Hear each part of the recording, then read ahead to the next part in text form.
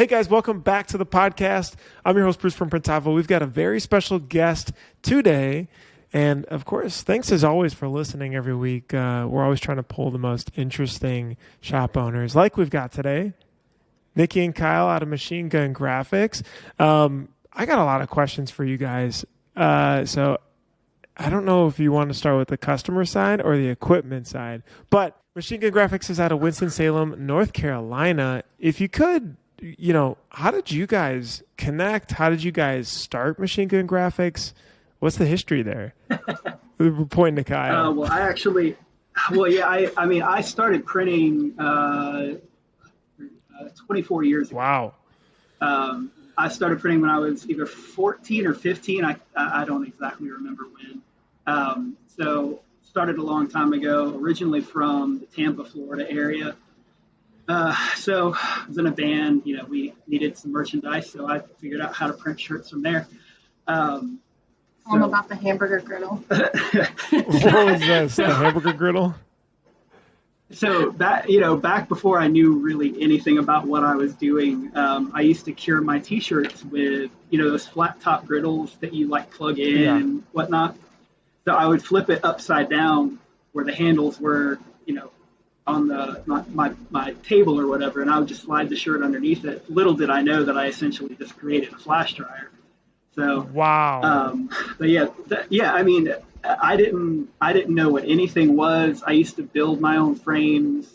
You built your own frames? I buy all of my stuff. And then what, nail down the screen? I had 2x2s, and they were grooved, so I would use the rope to tension my mesh when I was doing it. Oh, okay. A screen door. Essentially, yeah. So if you need any screens, if you need your screen doors rescreened, just give me a call. I'm really good at it. Do you still have those hanging up somewhere? I have. I actually have two of my original screens that I did. They're probably about 22 years old. They still have emulsion and stuff on them and everything. That's cool. But yeah, started out doing that. Started working at a shop. Worked there for about a year and a half. Then my band went on tour, and I didn't get to keep my job because my boss was like, "You're going to be gone for a month, so I have to hire people." So, what were you doing full time then? I was literally printing for my friends' bands out of my bedroom, and then I worked at that shop kind of on the side, or that was my full time job. Got it. But on the side, I was doing stuff in my bedroom. But yeah, I did that I worked there for about a year and a half, printing manually anywhere from 36 to 15,000 T-shirts. So that was fun. Well, hopefully one color front, or are we talking? No, it was a two color front. It was for it's for Verizon. Oh, okay. So we had an entire our entire bay wall was just filled with boxes. Got it. Holy cow, you're a trooper. They had to be individually folded and bagged too. So. Oh wow. Yeah. Yeah. Well, I guess that's good practice for post-COVID though. I got that skill down. Yeah. That was all manual too. So, but now it's been a long road to get where we're at. So. It reminds me of when we had our 4x4 manual, but it was, it's anything on the back, and you finish all the fronts and you feel so accomplished, but then it's the same stack is sitting there again. Yeah. It's all right, let's go.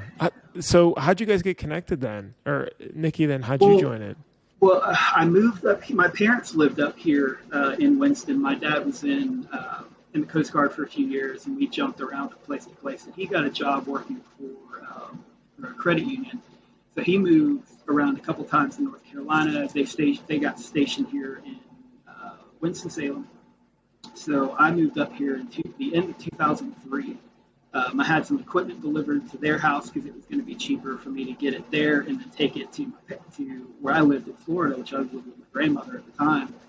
And then I just got stuck up here because when I was unloading the dryer off the back of the semi truck, it fell on my leg. So, whoa.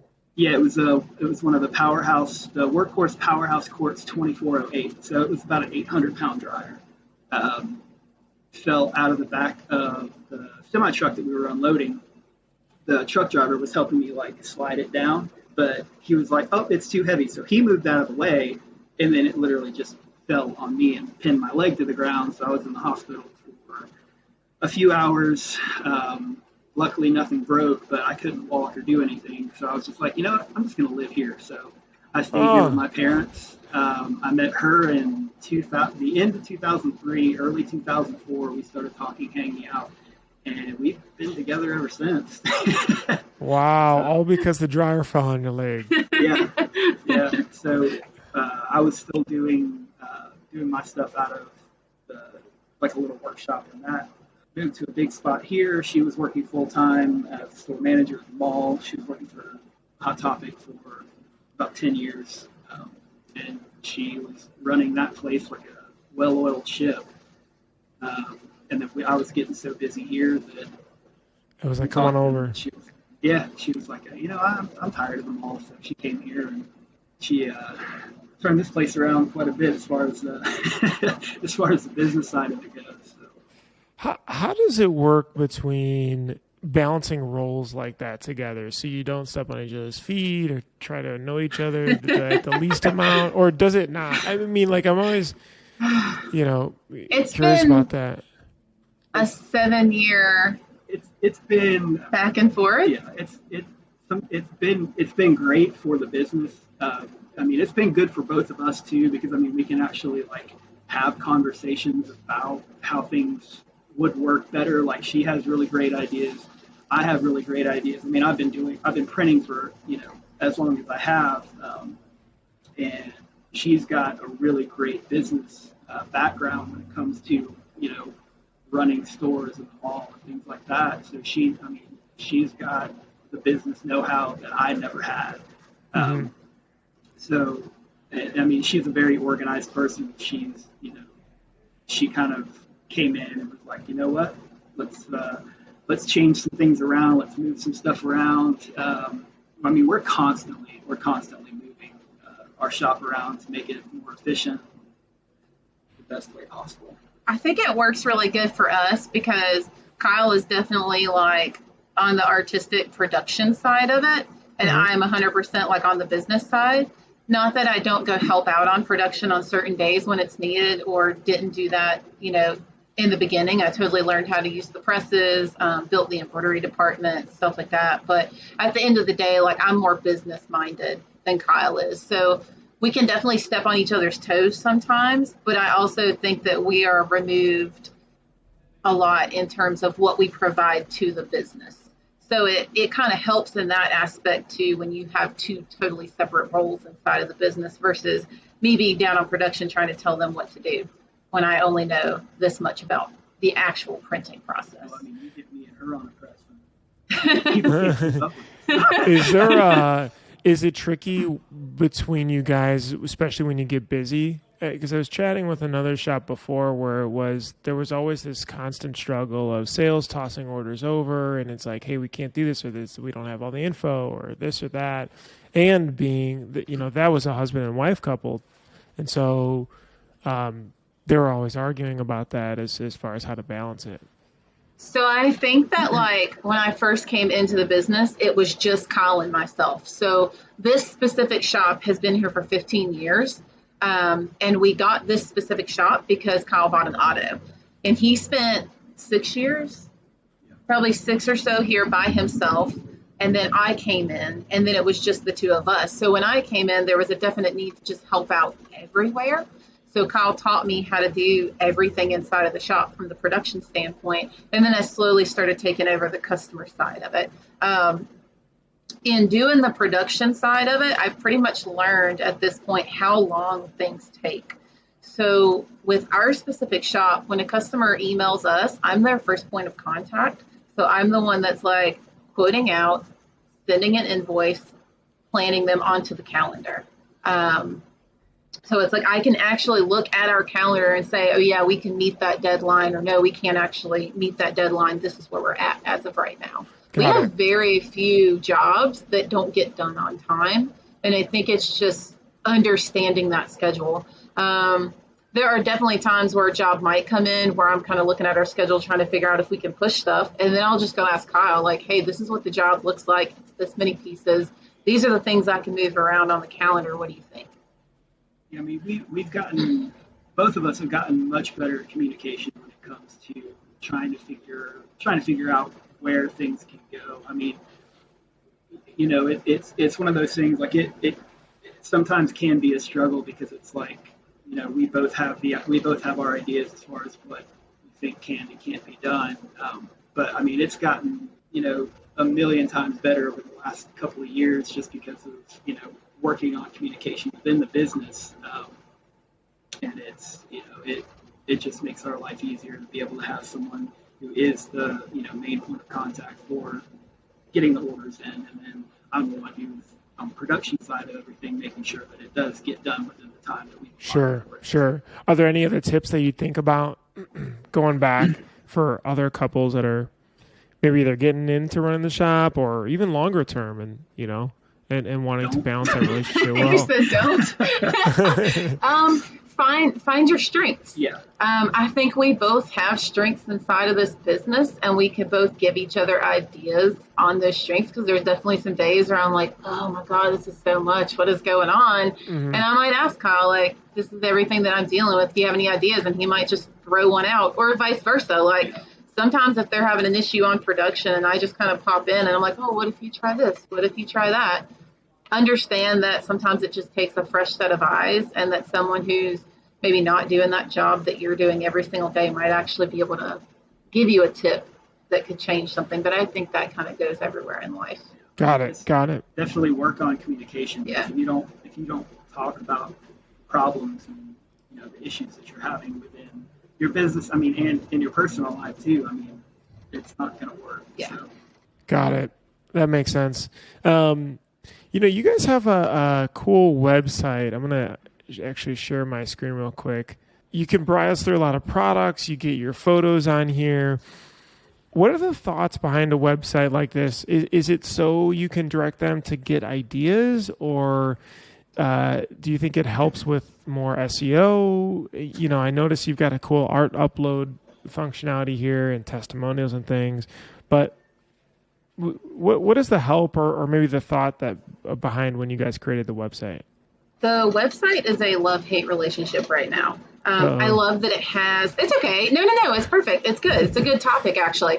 I love that it does have so much on it, but I think sometimes that can be super overwhelming to a customer. Mm-hmm. There was a point, actually, right before COVID hit, we had the website up and we had zero pricing exposed on it. We just decided we don't want that up. We think it's tacky. Like, we want customers to come to us and really talk about, their ideas and the products that they're looking for. In turn, that ended up, I got tons of emails with people asking me to quote items out that they had never intended on purchasing. So I recall one specific time I put 8 total hours into quoting a whole bunch of promotional products out for a customer. And in the back of my mind, I knew they're not really looking at these quantities. I can't quite understand why they're asking me for this, but I'm going to do it anyways. I just want to see how long it's going to take. And that was kind of like that eye opener right now. Like, that was such a waste of time. Wow. So maybe a month after COVID hit, everybody got this initial, we want to support local. And I think that happened nationwide. And so we started getting more and more emails on the promotional product side. Mm-hmm. And all of a sudden it became very overwhelming to try and answer every single email. So we went and we turned that pricing on, which actually in turn gave us more sales because people could go to it and see what they were looking at and know right then and there if that was something that was in their budget. Yeah. I mean, it was, it's just one of those things, they were immediate, they saw it and they were like, oh yeah, that's exactly what I want. So just go with it, get it. So. Got it. And is this the ASI site or it's Sage? Through Sage. Got it. It's through Sage. So my love of it is that customers can browse those products. They can kind of get their own ideas, and then we can help them pull together the final product and the final concept. And we can source it for them, and then we can also make sure that the vendors get the correct artwork and that the customer doesn't come in disappointed by a product. The downside of it is a lot of products, and it's not very easy to go in and really downplay. Filter out what we don't want. One of our goals on there is not to always like push the cheapest product to the customer. We want to push the more quality driven product to the customer. So that's kind of one of my goals for next year, is to work on that site just a little bit more and see how we can go in and like downplay some of the lower cost items and maybe focus on just the better items. That makes sense. Are you able to see how many sales you guys have driven through the process, or is it a lot of reorders from current customers, or what do you feel like that breakout is? It took about a year, I think, for that website to really like push through. And again, I think the start of COVID kind of really helped with some of that. As of right now, I think we're looking at like a 25% sales on promotional products. Got it. And the promo products, though, that's just in general. And then some sort amount are able to find you guys through the site, and the rest are people just emailing directly or current customers. Yep. I would say the majority of our customers are current customers that are emailing directly. We take on a lot of new customers throughout the last year as well, just because of shops closing down. And it's interesting because in the past, it's customers that we've tried to go after. It's people we've tried to work with, but they already had print shops. They already had people they were working with, and they didn't want to switch that process out. But now that they're working with us, they kind of wish they had done it sooner. Got it. And I noticed too on your guys' social, I mean, you are really active on Instagram specifically. I don't know about other channels I could find, but what are your thoughts there? I mean, does this help? Do people message in? Is it more of just a passion, or is it like a social proof type of, it looks good for people that are browsing quickly to make sure you're legit? I think for sure it's always a legit, just to show people that we do make these products in-house. I think I've noticed that is a huge thing right now with new customers, especially, to know that their products are getting made somewhere local. They're not really interested in working with those promotional products people anymore that don't actually like involve their hands at all inside of it. Sure. Instagram is really where we've gotten the most traffic at. So it's where we focus most of our efforts to. And then we just kind of flood it over to Facebook. I think that anytime you can keep yourself relevant online, it really makes a difference when people go to search in the area for stuff like that. The other thing is our customers just really like it. I think we do it more for our customers than anybody else. They like to see it. But yeah, I mean, it's like the How It's Made thing. Like that was always one of my favorite shows to watch growing up. Yeah. Was How It's Made. So I think there's a lot of people that are like that too, where they want to see how their T-shirts are made. We have people asking us all the time. They send us an email. They're like, "Hey, can you film our stuff being printed or embroidered or whatever, and post it, so they can see exactly how it's made." But then in turn, they share that on their social media, which gets us more follows, which gets us more customers. Got it. Like their brands, you're saying you'll tag them as you're making their stuff. Because I noticed, like, for example, Recess, this looks like a skate and snow shop. They are. You post a lot. And then is that an example of that? Yeah. So, but how long have we worked with Recess? I've been working with Recess for about 8 years now. I got them through a buddy of mine who I was printing for his clothing line. And they saw all the stuff that he was getting done through me. This was before she came in. So, and they're honestly one of our best customers. They order at least 6, 7, 8 times a year. Just seasonal stuff, and then they do small reorders here and there. But yeah, I've been working with them for about 7 or 8 years. So they do a lot of really cool stuff. We've just kind of grown together. We have a few companies like that where we've grown together as businesses. It's an interesting balance because I do see some shops have want to try to protect customers and clientele, but the flip side for sure, like you're saying, is tagging them, letting them use that content to help promote, and they have other business owner friends or people that need promotional products too. We definitely, so I do our Instagram just because I need to make sure that certain products do not end up on there. We do some jobs that cannot go on Instagram. We do a little bit of contract work that cannot end up on there. But at the end of the day, I have heard people like not want to post the jobs that they're doing and the customers that they work with because they're scared that someone else is going to like zoom in and try to scoop that customer up. And I just kind of feel like if you're doing everything right as a shop and as a business for that customer, and they're your customer and they're happy, I don't see them leaving you just because someone else is like a little bit cheaper or trying to offer them something that you think that they're not going to offer.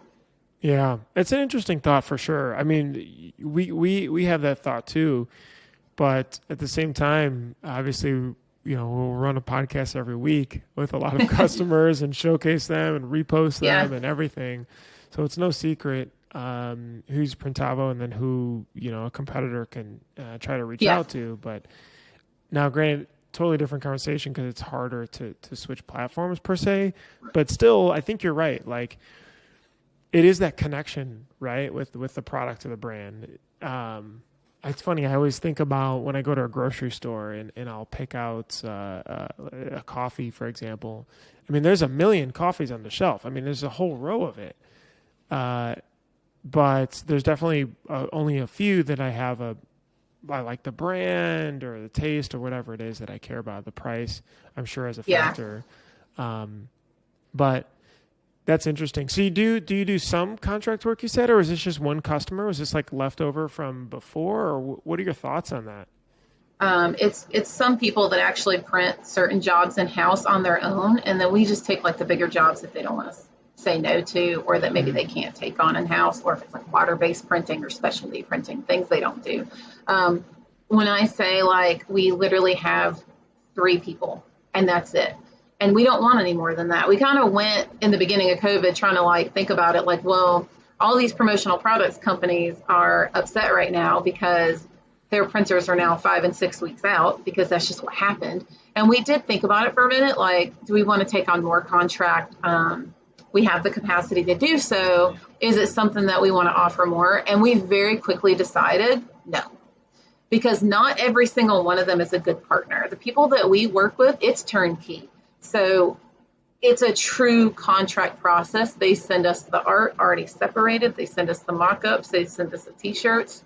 All we do is physically print the product and have it ready on the date that we agree on. Do you guys feel comfortable from a profitability aspect then with different contract customers that you pick? Because I've heard, as you listen to different stories, it seems to be a very gray area where if you get too far into having to send a press approval or, like you said, production steps, or back and forth, or having to count garments instead of just saying, okay, these are good, then it time-wise turns into we're just running it to run it. Yeah. I think you have to be very smart about it. Number one, you need to pick people you can truly partner with, and you have to trust each other. So that contract printer has to trust that I'm not going to go steal their clients. Number one, they also have to trust that I'm going to do the job right for them and that they're not going to have to deliver it to their customer wrong or have a delivery date pushback because we did it wrong. The other side of that is you have to know your numbers as a shop. And as a shop, we know what it costs to run this shop every single hour of every single day that we're here. So because of that, it allows us to know exactly what we can run that job for. And it allows us to know if we're dipping into the red or if we're in the green for that. Got it. Based on the time that you're running it. Yep. Since you're not doing the pre-production or the sales aspect. Exactly. And we will never run a job just to see those presses turn. We actually just had that conversation either last night or this morning. Like, what about? Yeah. I didn't even know. I think I was like on one of the Facebook screen printing. And this is something I've noticed. All these people right now are getting an automatic press and they're realizing that they have extra capacity inside of their shops because they're going from manual to automatic. And one of the first things I'm seeing them posting in the Facebook screen printing groups is, oh, we got an automatic. We can take on extra capacity now. Does anyone in the area need to like do some contract printing? And I'm like, don't do that to yourself. You don't even know your cost yet. Like, you don't even know what your hourly rate is in order to do something like that. So I just think there's a lot of things you have to know. And if you can find a good couple of partners. I also have like a firm rule in our shop that I don't want contract to take up more than 20% of our actual business. from I a feel like sales, it from should like be a dollar's perspective. yes. Right. I feel like it should be some icing on the cake, but for our specific shop, it shouldn't be everything we offer because ultimately, if they ever find someone cheaper, they might leave you for someone cheaper, and you don't want that to be like killer to your business because they did Got that. it. So it's more of like a risk diversification. Yeah. What you guys have a beautiful new rock oval, it looks like. And it looks like is that the Eco or U? The looks like the smaller one. The U. What how did you get into the oval? Was it a space thing? Was it needing them in stations? What do you think? Yeah, I mean, honestly, our spot that we've got downstairs, which is we moved all of our production down from our old spot. We're in the same building that we've been in for 15 years, but we just took over about another 5,000 square feet about 2 years ago. It took us about a year and a half to get it up to where we needed it to be for moving screen printing downstairs.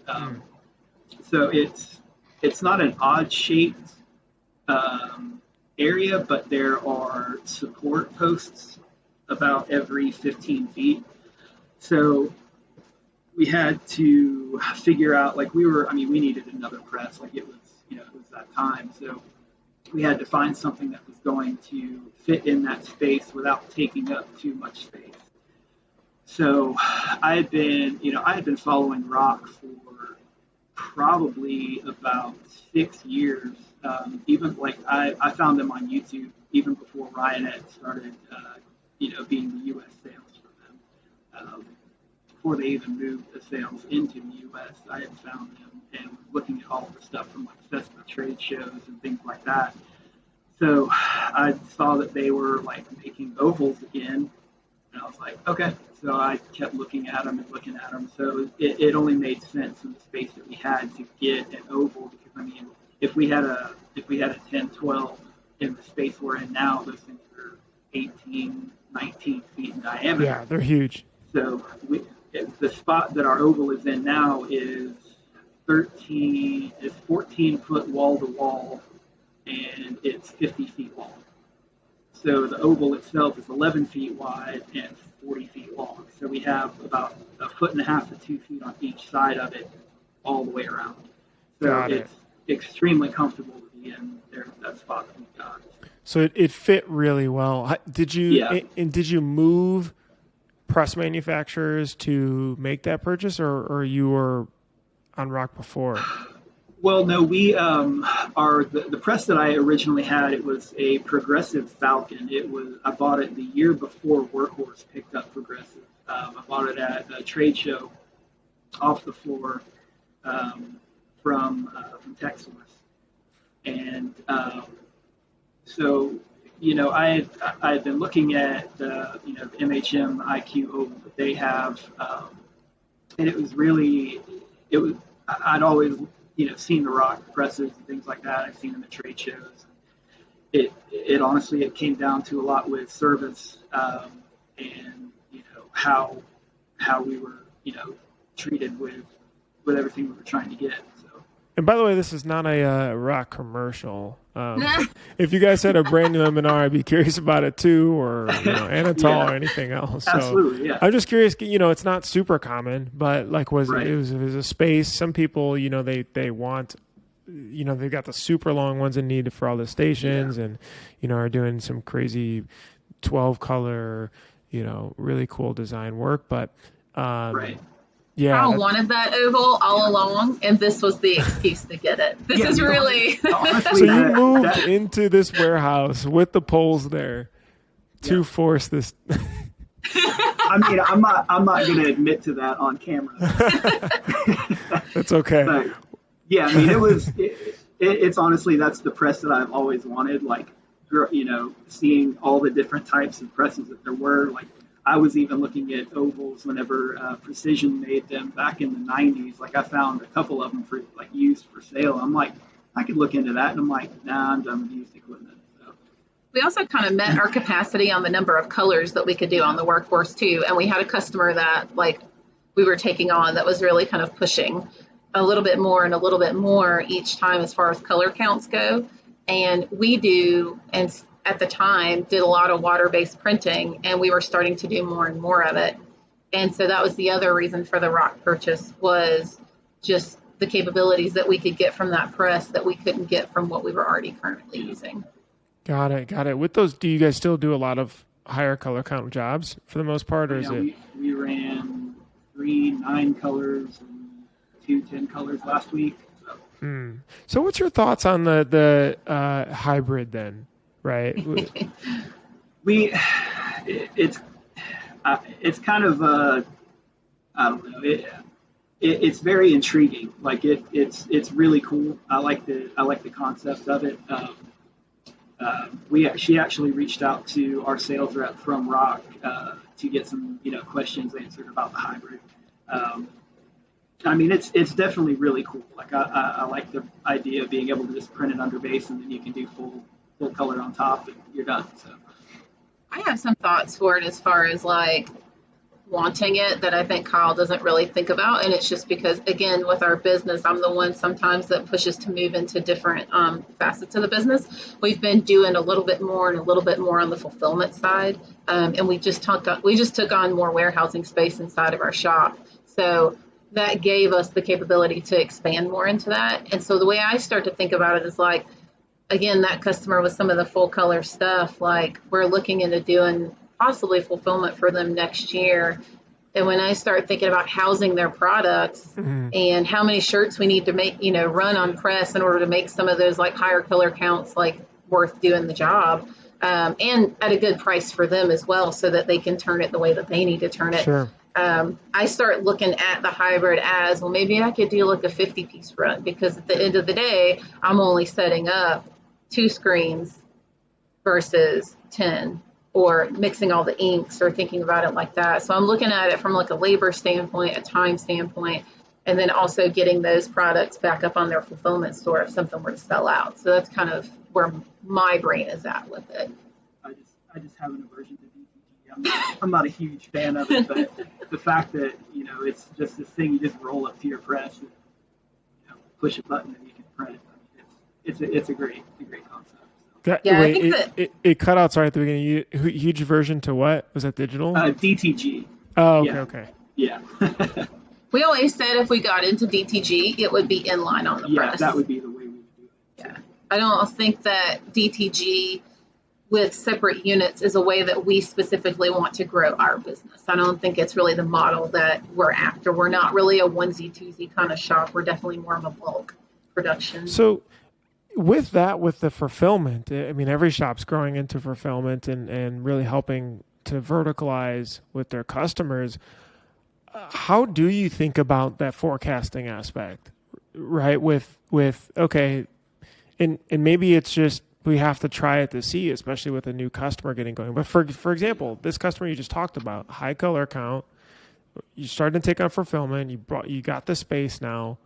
How do you make it worth it for your while and not a pain in the butt there, but then also be able to fulfill quickly for them and all that? That customer specifically, they would have on-site sales as well as potential online sales. We're trying to help them figure out how to grow their online business. But they do a lot of business in person. And so the way I see it for them is we would probably do a run, and we would ship part of that run to them and then house the rest of that run here for the fulfillment store. I have another customer that is local that we currently run their fulfillment store for, and that was a trial and error process because even they didn't know what their size breakdowns were going to be. So it was kind of one of those things where, again, you just had to try it to see for them specifically how it was going to go first, and then they're on Shopify. So we just log into their Shopify and fulfill from there. So now that we're about maybe like 6 months in, we can kind of go in and run the data and see what their main sellers are now. Do they prepay for everything and then you just charge Yes. some sort of picking fee every time the order goes through? Okay. Yep. And then we bill them at the end of every single month for whatever was shipped out for that month. So with the other customer, because they are very heavily involved inside of their business and they do sales on a regular basis, they know what they're selling. So for an example, last year we were running a lot of extra smalls and smalls for them, but now the trend has changed. So we're almost getting rid of extra smalls and smalls altogether for that customer. They're very much looking at maybe not even ordering extra smalls and smalls anymore. Interesting. We all gained our COVID-20. The COVID-20, yeah. It's that early 90s trend where everybody like wore their shirts Big like big and baggy and like that box fit t-shirts coming back. So and this is why it's like we do water-based and plastisol printing. And I don't think we'll ever not do plastisol printing unless for some reason the ink shortage is real and really does go away. But we physically have customers that want it. They want their shirt to feel like they have a big, huge like sticker on the front of their shirt because to them that equates quality. Yeah, Like definitely. Yeah. How do you think about then expansion? I mean, you guys are running a significant embroidery department. A lot of shops always try to balance that, bringing it in house versus sourcing it out. There's team, there's people, there's equipment, all this other stuff. What was your thought process of all that? Well, we contracted it out for a while. We have a partner in Burlington, Elon area. It's about 45 minutes away. He was a referral from another friend of mine. He started doing embroidery, so I started sending him all of our embroidery stuff. But then he literally grew so fast and got so big doing what he was doing. Our turnaround times were getting further and further out. So she and I had a conversation about it, and we just decided to bring it in-house. We started out with a single machine, and she took over embroidery. She's like, I want to learn it. This is what I want to do. So I let her, we basically were just like, you know what, this is what you want to do. So you have free reign of taking it. And she grew it from there and grew it into the powerhouse that it is now. I think we just pulled the trigger on a 6-head in March. We were looking at it in January and just kind of sat back for a little bit. And then we realized that like we definitely had the business to take it on. So we went from like 2 single heads to the 6-head. Was it a big profitability aspect then, saying, we can, instead of sending this out, we can take that in and make more? Or was it a quality problem that was happening? No. So the person that we were working with is a wonderful human being, and I honestly look up to them. He does some high quality, like high end stuff. And he actually helps us. It grew a friendship. So he helps us with embroidery, and we help him with his new rock press. So Kyle has pretty much trained his printer, and he like answers the phone and helps us out with embroidery. So we kind of play off of each other, honestly. But no, he just got busy. And then we also had customers that didn't want to work with us unless we were doing it in-house too. And I think sometimes if you have the business to do it in-house, you can choose, like, I'm going to stay late tonight and get this job done. Or I've got this going on and UPS didn't bring something, so now I'm kind of behind, or this job took longer than anticipated. So now I've got to figure that out somewhere else. So it's like we have that choice that if we need to do overtime or something like that, we can make it happen. For us, it just made sense. If it doesn't make sense for someone's business, then I totally get it. I think you just have to sit down and decide if it makes sense for your business. I now have an employee that runs that department. And if she gets busy like she is right now, I'll usually step in and help her out. Got it. Yeah, that's interesting. I mean, if you were helping to consult a shop to say, hey, it's time to bring it, or you should think about it, bringing it, is it, a dollar amount of sales of embroidery that you can tack to say, maybe it's time to look at it, or what would you say to somebody else? Yeah, I mean, I would say, look, if you're bringing in enough business that it can pay for that machine, like let's say you took out a loan and you had a monthly payment, and let's say you're going to hire an employee, because eventually you're not going to be the one to do it forever. If you're bringing in enough cash flow every single month in that department to just start out only paying for that, in my mind, it's worth it. Even if it breaks even at first, because once you have it, you're going to start pushing it more and more. And I noticed personally when we had that single head machine, I started to talk about it more with customers because I now had control over it. I now had control over when things were getting done. And so I felt comfortable saying, yes, we can take that on, or no, it's not really what's in our wheelhouse right now. Like a good example is we were having some issues with the single head machines that we had, and we weren't really able to do certain types of jobs. So a full back embroidery is a job that I would not have taken on prior to having the machine that we have right now. Now that we have that machine, if someone comes to me with that type of job, I'm like, let's do it. But I just think that's the way you have to look at it. And it is one of those things, like when we took on the Melcos, they kind of paid for themselves at first. And that was it. And then all of a sudden, the profits started rolling in because we started getting a little bit more business and a little bit more business and a little bit more business off of it. Garment shortages, obviously everybody's having them too. How do you work with your customers on this? Right? Because obviously you got to get them to move quick. Stuff that's on hold, you place the cart order the next day, may not be there. Customers don't fully understand it. I mean, I think they see it on TV and stuff, but when it affects you, it's a little bit different. I'm the one that deals with those. I've just tried to be as honest as I can be with people, and as transparent. And thankfully, like a lot of our customers are willing to move into something else if need be. Usually, like if I'm going to send a customer a final invoice, whenever we send out a final invoice, it has your final mock-ups, all the specs, your sizes, your final pricing, and then you approve and pay from there. And that's when your order will actually go to production. So nothing in this shop moves forward until that invoice is approved and paid for. 100% or down payment? 100%. 100%. When I go to send a final invoice out, I do a double check on garments. So I try really hard to do one last double check before I send that out, just to make sure that that stuff is available so that hopefully I can catch an issue before the customer approves and pays for it, and we can deal with them then. It is 3 times more work, but I haven't had the problems with sourcing garments like a lot of other shops have because of that.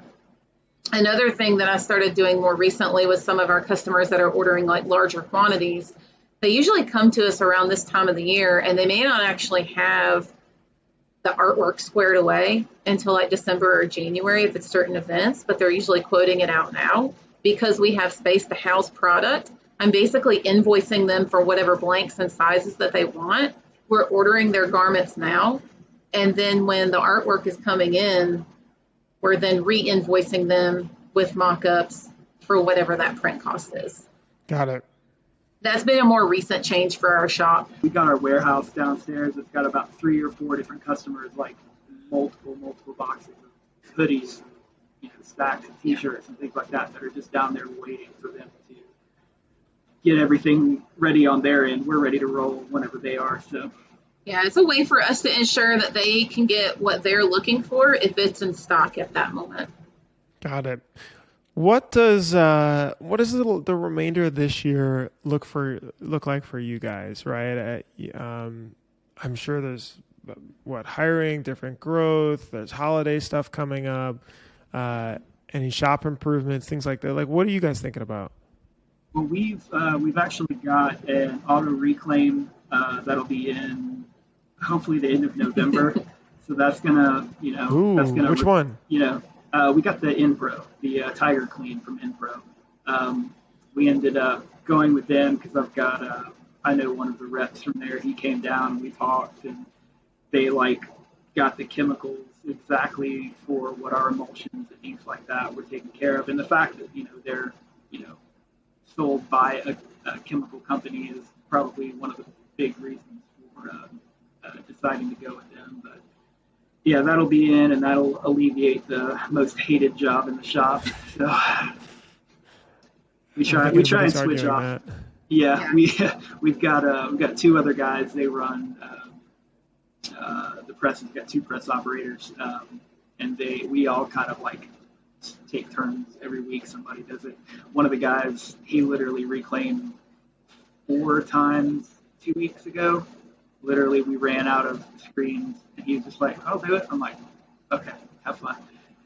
So Yeah, our goal's always been to automate. The first change we made inside of the shop was when we had a film printer die, and we got a DTS, and that thing like doubled our production on one press to the Really? point. What? Yeah, Wait, which one? Which one? The wax or ink? we got the Exile Spider too. Okay. We got that because I had an Epson 7800 Pro for 11 years, and that thing ran, like a workhorse for as long as it possibly could. Then I just started having print head issues, and it eventually just died. And we had a wide format printer that I was outputting film with for about 6 months before we actually pulled the trigger on going CTS. So as soon as we got that in, Mondays were typically our screen prep days. Like it would be the day that we literally made every screen, mixed every ink color we needed for the entire week. And so we got the Spider in. The first day we ran it, instead of it taking 8 hours to run every screen, it took us 2 hours. Wow. So we were running double shift. We were running 2 shifts on our auto on certain days, just because we didn't always need to. So we'd be running 2 shifts on an auto before we got the CTS. And now that we had that, we could run production on Mondays if we needed to. So going from an 8-hour full day of lining up film and burning screens, it went to 2 hours to make probably 60 screens. Yeah, that's huge. I mean, it's funny. I like to ask a lot of shops, what would you have bought earlier? And everybody always says That CTS. And it was just like first press, then CTS, then, you may not even need a second.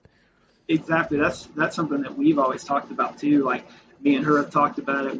We've had conversations with other shops too. We've had people come in and talk about, they've called me to talk about the Spider. They've come by to look at the oval, and every single time we take them to the screen room, just to give them a tour of the shop, they're like, "Oh," we're like, "Yeah, don't buy a second auto if you don't need a second auto. Buy this. Yeah. It's about the same price, but you'll get better screens. You'll get, no matter which one you go with, they're all great for what they are, but having something that's that precise and that quick, there's nothing outside of getting the LTS, the laser, that can beat it. So.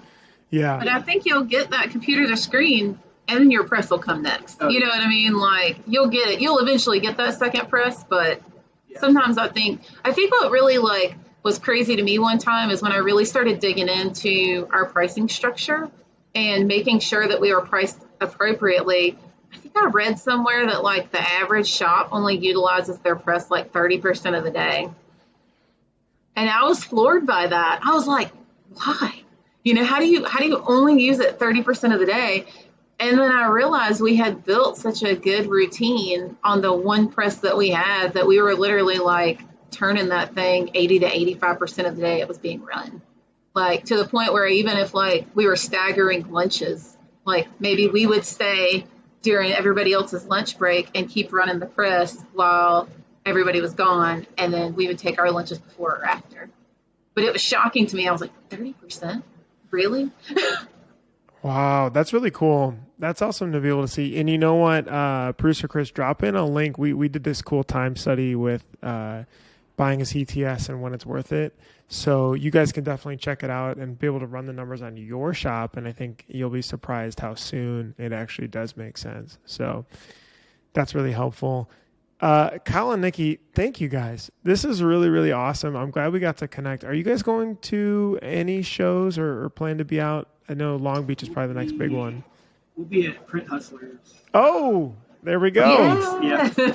Heck yeah, that's awesome. That's October 22nd. Unfortunately, there are no tickets left, but feel free to email in case somebody can't go. So we're going. Don't worry, we're not giving our tickets up. We'll be there. I was super excited. We are wrapping up plans. It is awesome. It's gonna be a really great event. But thank you guys again. It has been an awesome chat.